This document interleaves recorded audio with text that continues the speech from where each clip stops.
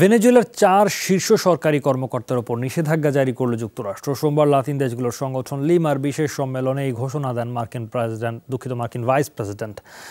রাষ্ট্রনেতাদের প্রতি মাদুরো প্রশাসনের বিরুদ্ধে কঠোর ব্যবস্থা গ্রহণেরও আহ্বান জানান। এদিকে সরকারের প্রতি অনাস্থা জানিয়ে পক্ষ ত্যাগ করেছেন আরও অর্ধশতাধিক সেনা। ভেনেজুয়েলার প্রেসিডেন্ট নিকোলাস মাদুরোর উপর আন্তর্জাতিক চাপ বাড়ছেই। এবার কলম্বিয়ায় লিমা গ্রুপের বিশেষ সম্মেলনে মাদুরো প্রশাসনের বিরুদ্ধে একাট্টা হলেন নেতারা।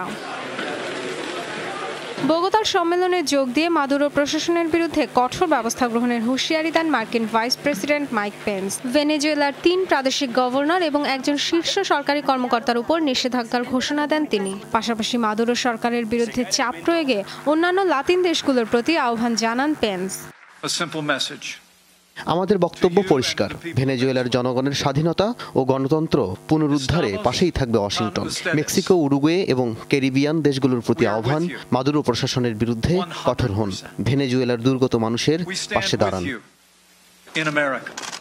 লিমার বৈঠকে মাদুরো সরকারের উপর চাপ অব্যাহত রাখার আহ্বান জানান ভেনেজুয়েলার স্বঘোষিত প্রেসিডেন্ট হুয়ান গুয়াইদো। তার দাবি, মানবিকতার স্বার্থেই পাশে দাঁড়িয়েছে আন্তর্জাতিক মহল।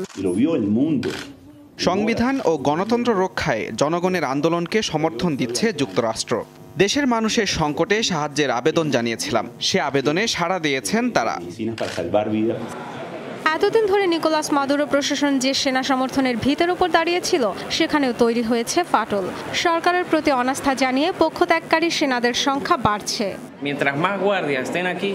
সিদ্ধান্ত নিয়েছি দেশে ফিরে যাব, দুর্নীতিবাজ সরকারকে উৎখাতে কাজ করব।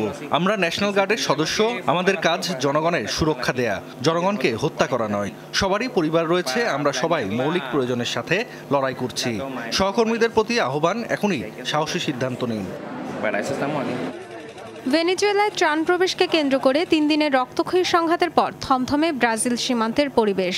তবে কলম্বিয়ার সীমান্তে নিরাপত্তা কর্মীদের সাথে সংঘর্ষ হয় নাগরিকদের। Dorothy Tasrin, Jamuna news.